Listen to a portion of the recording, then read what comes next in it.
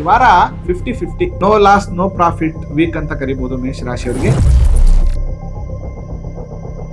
ಯಾರೋ ಬಂದು ದುಡ್ಡು ಕೇಳಿದ್ರು, ಕಷ್ಟ ಅಂತ ಕೇಳಿದ್ರು, ಅಪ್ಪ ಅಂತ ಕೇಳಿದ್ರು ಅಂತ ಕೊಡಕ್ ಹೋಗ್ಬಿಡಿ. ಸಿಕ್ಕಾಕೊತ್ತೀರ ವೃಷಭ ರಾಶಿಯವರು. ಕರ್ಕಾಟಕ ರಾಶಿಯವರು ಕೂಡ ಸರ್ಕಾರ ಕೆಲಸಗಳಾಗುವಂಥದ್ದು.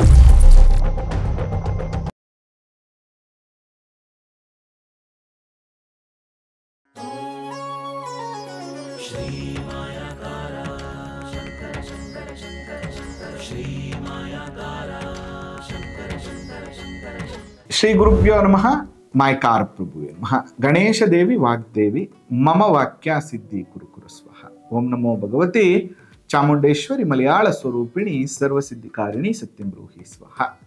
ಆರಾಧ್ಯ ದೈವನಾಗಿರುವಂತಹ ಮಲೆ ಮಾದೇಶ್ವರರನ್ನ ಮನದಲ್ಲಿ ನೆನೆಯುತ್ತಾ ವಿದ್ಯಾಗುರುಗಳ ತಂದೆ ತಾಯಿಯ ಪಾದಾರವಿಂದಗಳಿಗೆ ನಮಸ್ಕಾರವನ್ನ ಮಾಡ್ತಾ ಜಗದ್ಗುರು ಪಂಚಾಚಾರ್ಯರನ್ನ ಬಸವಾದಿ ಶರಣರನ್ನ ಮನದಲ್ಲಿ ನೆನೆಯುತ್ತಾ ನನ್ನೆಲ್ಲ ಪ್ರೀತಿಯ ಯೂಟ್ಯೂಬ್ ವಾಹಿನಿ ವೀಕ್ಷಕ ಬಂಧುಗಳಿಗೆ ನಿಮ್ಮ ಮುಗುರು ಮಧು ದೀಕ್ಷಿತ್ ಮಾಡುವಂತಹ ಪರಿಪೂರ್ಣವಾದಂತಹ ನಮಸ್ಕಾರಗಳು. ಎಲ್ಲರೂ ಹೇಗಿದ್ರಿ? ಚೆನ್ನಾಗಿದ್ರಿ ಅಂತ ಭಾವಿಸ್ತೇನೆ. ಇನ್ನು ಯಾರೆಲ್ಲ ನಮ್ಮ ಚಾನಲ್ನ ಸಬ್ಸ್ಕ್ರೈಬ್ ಆಗಿಲ್ಲ, ಫಾಲೋ ಮಾಡ್ತಿಲ್ಲ, ಬೇಗ ಮಾಡಿ. ತುಂಬ ಬೇರೆ ಬೇರೆ ವಿಚಾರಗಳನ್ನ ನೀವು ತಿಳಿಯಬಹುದು. ಇನ್ನು ಈ ವಾರದ ಹೈಲೈಟ್ಸ್ ಅನ್ನ ನೋಡೋದಾದ್ರೆ ಕವಡೆ ಶಾಸ್ತ್ರದ ಪ್ರಕಾರ ವಾರ ಭವಿಷ್ಯ ನೋಡಿ. ವಿಶ್ವಾವಸು ಸಂವತ್ಸರ ದಕ್ಷಿಣಾಯನ ವರ್ಷ ಋತು ಭಾದ್ರಪದ ಮಾಸದ ಶುಕ್ಲ ಪಕ್ಷ ನಡೀತಾ ಇರುವಂಥದ್ದು. 24ನೇ ತಾರೀಕಿಂದ 30ನೇ ತಾರೀಕುವರೆಗೂ ಈ ವಾರದ ವಿಚಾರದ ಬಗ್ಗೆ ಮಾತಾಡೋದಾದ್ರೆ ನೋಡಿ, 26ನೇ ತಾರೀಕು ವಿಶೇಷವಾಗಿ ಸ್ವರ್ಣ ಗೌರಿ ವ್ರತ, ವಿಶೇಷ ಹಬ್ಬ ಆಚರಣೆಗಳನ್ನು ಮಾಡುವಂಥದ್ದು. ಬೇರೆ ಇನ್ನೊಂದು ಸಂಚಿಕೆಯಲ್ಲಿ ಸಂಪೂರ್ಣವಾಗಿ ಗಣಪತಿ ಹಬ್ಬದ ವಿಚಾರಗಳನ್ನು ತಿಳಿಸ್ಕೊಟ್ಟಿರ್ತೇನೆ, ಅದನ್ನು ಸಂಪೂರ್ಣವಾಗಿ ವೀಕ್ಷಣೆ ಮಾಡಿ. ಇನ್ನು 27ನೇ ತಾರೀಕು ವರಸಿದ್ಧಿ ವಿನಾಯಕ ವ್ರತ, ಗಣಪತಿ ಹಬ್ಬ.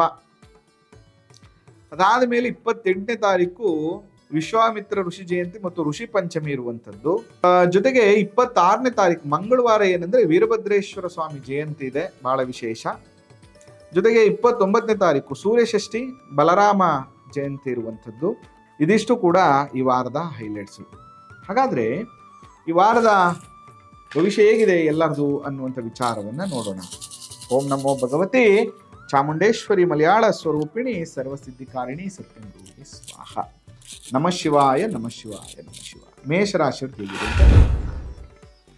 4, 4, 8, 8 ನ 12, 12, 3, 15 ಕವಡೆ ಅಂಗಾತ ಬಿದ್ದಿರುವಂಥದ್ದು. ಕಾರ್ಯದಲ್ಲಿ ಅಲ್ಪ ಜಯ, ನಾನಾ ರೀತಿಯಲ್ಲಿ ಚಿಂತೆ, ಕಷ್ಟಪಟ್ಟರೆ ಸ್ವಲ್ಪ ಈ ವಾರ ಧನ ಲಾಭ ಆಗುತ್ತೆ. ಪ್ರಯತ್ನದಿಂದ ಕೊನೆಯಲ್ಲಿ ಸ್ವಲ್ಪ ಮಟ್ಟಿಗೆ ಅನುಕೂಲ ಆಗುತ್ತೆ. ಈ ವಾರ 50-50 no loss no profit week ಅಂತ ಕರಿಬಹುದು ಮೇಷರಾಶಿಯವರಿಗೆ. ಸ್ವಲ್ಪ ಹುಷಾರಾಗಿರಿ. ಇದು ಮೇಷರಾಶಿಯವರ ಫಲಾಫಲಗಳು. ಸುಬ್ರಹ್ಮಣ್ಯ ಸ್ವಾಮಿಯ ಆರಾಧನೆಯನ್ನ ಮಾಡಿ ಅನುಕೂಲ ಆಗುತ್ತೆ. ಇನ್ನು ವೃಷಭ ರಾಶಿಯವರು ನೋಡಿ, ವೃಷಭ ರಾಶಿಯವರು ಏನ್ ಮಾಡಬೇಕು, ಅವ್ರಿಗೆ ಹೇಗಿದೆ ವಾರ ನೋಡೋಣ. ವೃಷಭ ರಾಶಿಯವರಿಗೆ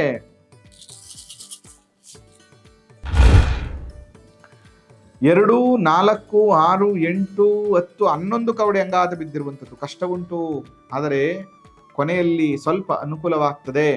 ಎಚ್ಚರಿಕೆಯಿಂದ ಮಾಡಲಿಲ್ಲ ಅಂದ್ರೆ ಧನ ಮಾನ ಹಾನಿ ಆಗುತ್ತೆ. ಅಂದ್ರೆ ವೃಷಭ ರಾಶಿಯವರು ಕೂಡ ಈ ವಾರ ಅಷ್ಟೊಂದು ಪಾಸಿಟಿವ್ ಆಗಿಲ್ಲ. ವ್ಯವಹಾರಗಳನ್ನ ಸ್ವಲ್ಪ ಎಚ್ಚರಿಕೆಯಿಂದ ನೋಡ್ಕೊಂಡು ಮಾಡಿ. ಯಾರೋ ಬಂದು ದುಡ್ಡು ಕೇಳಿದ್ರು, ಕಷ್ಟ ಅಂತ ಕೇಳಿದ್ರು, ಹಬ್ಬ ಅಂತ ಕೇಳಿದ್ರು ಅಂತ ಕೊಡಕ್ ಹೋಗ್ಬಿಡಿ. ಸಿಕ್ಕಾಕೊತ್ತೀರ ವೃಷಭ ರಾಶಿಯವರು. ವೃಷಭ ರಾಶಿಯವರು ಮಹಾಲಕ್ಷ್ಮಿಯ ವಿಶೇಷವಾಗಿ ಆರಾಧನೆಯನ್ನ ಮಾಡಿ. ಇನ್ನು ಮಿಥುನ ರಾಶಿಯವ್ರಿಗೆ ಹೇಗಿದೆ ಅಂತ ನೋಡೋಣ.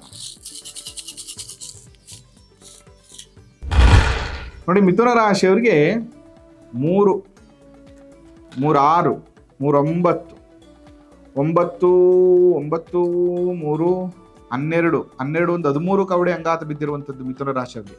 ಸರ್ಕಾರದ ಕೆಲಸಗಳಾಗತ್ತೆ, ವ್ಯವಹಾರದಲ್ಲಿ ಅನುಕೂಲ ಆಗತ್ತೆ, ಸ್ತ್ರೀ ಸೌಖ್ಯ, ಮನೆಯಲ್ಲಿ ಶುಭ ಕಾರ್ಯಗಳ ಚರ್ಚೆ, ಮಿತ್ರರಿಂದ ಅನುಕೂಲ, ವ್ಯವಹಾರ ಲಾಭ, ಕೀರ್ತಿ ಬೆಳೆಯುವಂತ ಯೋಗ. ಮಿಥುನ ರಾಶಿಯವರಿಗೆ ಈ ವಾರ ಬಹಳ ಚೆನ್ನಾಗಿದೆ. ಕರ್ಕಾಟಕ ರಾಶಿಯವರಿಗೆ ಹೇಗಿದೆ ಅಂತ ನೋಡೋಣ. ಕರ್ಕಾಟಕ ರಾಶಿಯವರಿಗೆ 4, 4, 8, 8 ನ 12, 13.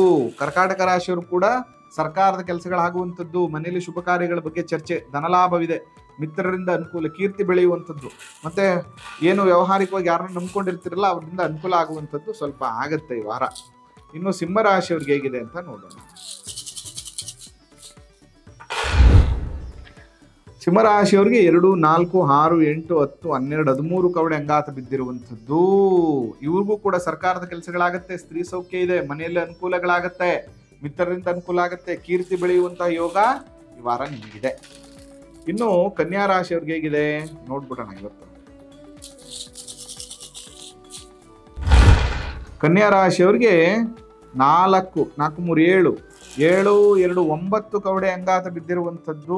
ಕನ್ಯಾ ರಾಶಿಯವ್ರಿಗೆ 9 ಕವಡೆ ಏನ್ ಹೇಳುತ್ತೆ, ಮನೆಗೆ ನೆಂಟರುಗಳು ಬರ್ತಾರೆ. ಮೇ ಬಿ ಹಬ್ಬ ಹರಿದಿನಗಳಲ್ವಾ, ಒಂದಷ್ಟು ಜನ ನೆಂಟರುಗಳು ಬರ್ಬೋದು, ಮತ್ತು ಒಂದಷ್ಟು ಸಮಾಜದಲ್ಲಿ ಗೌರವ ಸಿಕ್ಕುವಂಥದ್ದು, ಕಾರ್ಯದಲ್ಲಿ ಸಿದ್ಧಿ ಆಗುವಂಥದ್ದು, ಲಾಭ ಆಗುವಂಥದ್ದು, ವ್ಯವಹಾರದಲ್ಲಿ ಕೂಡ ಒಂದಷ್ಟು ಪಾಸಿಟಿವ್ ವಿಚಾರಗಳು ನಡೆಯುತ್ತೆ. ಇನ್ನು ತುಲಾ ರಾಶಿಯವ್ರಿಗೆ ಹೇಗಿದೆ ಅಂತ ನೋಡೋಣ.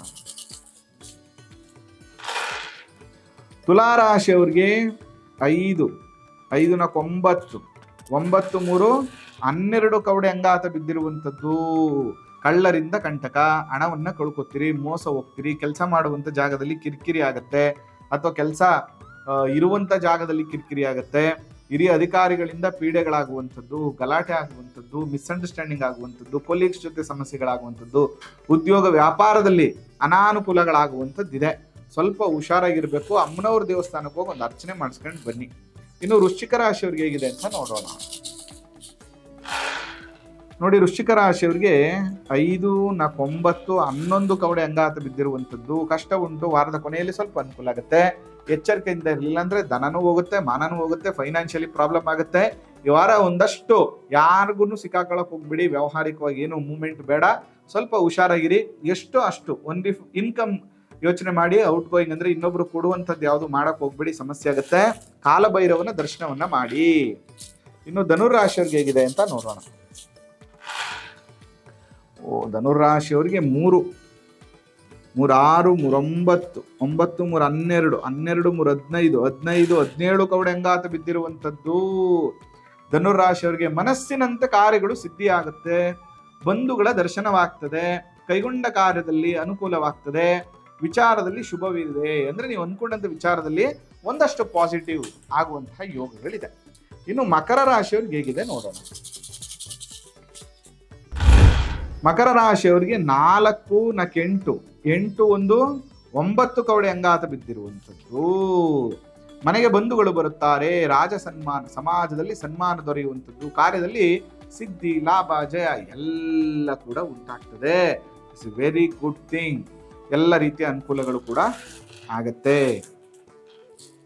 ಕುಂಭರಾಶಿಯವ್ರಿಗೆ ಹೇಗಿದೆ ಅಂತ ನೋಡೋಣ. ಕುಂಭರಾಶಿಯವ್ರಿಗೆ ಹೇಗಿದೆ, ಕುಂಭರಾಶಿಯವ್ರಿಗೆ ಹೇಗಿದೆ ಅಂತ ನೋಡೋಣ. 3, 3, 6, 9, 10 ಕವಡೆ ಅಂಗಾತ ಬಿದ್ದಿರುವಂಥದ್ದು. ಸುಖ ಭೋಜನ, ಆಪ್ತ ಮಿತ್ರರ ದರ್ಶನ, ಸುಖವಿದೆ. ಕಾರ್ಯದಲ್ಲಿ ಅನುಕೂಲ ಕೂಡ ಇದೆ. ಅಂದುಕೊಂಡಂತ ವಿಚಾರದಲ್ಲಿ ಸಂಶಯ ಬೇಡ, ಎಲ್ಲ ರೀತಿಯ ಅನುಕೂಲಗಳು ಆಗ್ತದೆ. ಆದ್ರೂ 7:30 ನಡೀತಾ ಇರೋದ್ರಿಂದ ಸ್ವಾಮಿಯ ದರ್ಶನವನ್ನ ಒಂದ್ಸರಿ ಮಾಡ್ಬಿಡಿ. ಮೀನರಾಶಿಯವ್ರಿಗೆ ಹೇಗಿದೆ ಅಂತ ನೋಡಿ.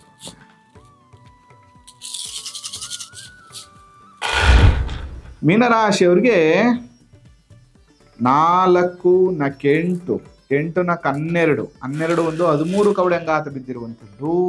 ಸರ್ಕಾರದಿಂದ ಸಹಾಯ, ಧನ ಲಾಭ, ಸ್ತ್ರೀ ಸೌಖ್ಯ ಚೆನ್ನಾಗಿದೆ, ಮಿತ್ರರಿಂದ ಅನುಕೂಲ, ಕೀರ್ತಿ ಬೆಳೆಯುವಂತಹ ಯೋಗ, ಎಲ್ಲ ರೀತಿಯ ಪಾಸಿಟಿವಿಟಿ ಕೂಡ ಇರುವಂಥದ್ದು ಮೀನರಾಶಿಯವ್ರಿಗೆ. ನೀವು ಮಾಡಬೇಕಾಗಿರುವಂಥದ್ದು 7:30 ಇರೋದ್ರಿಂದ ಸ್ವಲ್ಪ ಗೋ ಸೇವೆ, ಗೋ ಪೂಜೆ ಅನುಕೂಲಗಳಾಗ್ತದೆ. ಸ್ವಲ್ಪ ಅಕ್ಕಿ ಬೆಲ್ಲವನ್ನು ಕೊಡುವಂಥದ್ದು ಅಥವಾ ಹುಲ್ಲನ್ನು ಕೊಡುವಂಥದ್ದನ್ನು ಮಾಡ್ತಾ ಬನ್ನಿ. ಗೋ ಸೇವೆ ಅತ್ಯಂತ ಪವರ್ಫುಲ್ ರೆಮಿಡಿ ಮೀನರಾಶಿಯವ್ರಿಗೆ ಅಂತ ಹೇಳ್ತಾ ಈ ಸಂಚಿಕೆನ ಮುಗಿಸ್ತಾ ಇದ್ದೇನೆ. ನಿಮಗೂ ಕೂಡ ಜ್ಯೋತಿಷ್ಯ, ವಾಸ್ತು ಬಗ್ಗೆ ತಿಳ್ಕೋಬೇಕು, ನೇರವಾಗಿ ಭೇಟಿ ಮಾಡಬೇಕು ಅಂತಂದ್ರೆ ಖಂಡಿತ ಸಂಪರ್ಕ ಮಾಡಿ. ಆ ಮಲಯ ಮಹದೇಶ್ವರರ ಅನುಗ್ರಹ ಸದಾ ನಿಮ್ಮ ಮೇಲೆ ಇರಲಿ. ನಮಸ್ಕಾರ. ಶ್ರೀ ಮಾಯಾಕಾರ ಶಂಕರ ಶಂಕರ ಶಂಕರ ಶಂಕರ ಶ್ರೀ ಮಾಯಾಕಾರ ಶಂಕರ ಶಂಕರ ಶಂಕರ ಶಂಕರ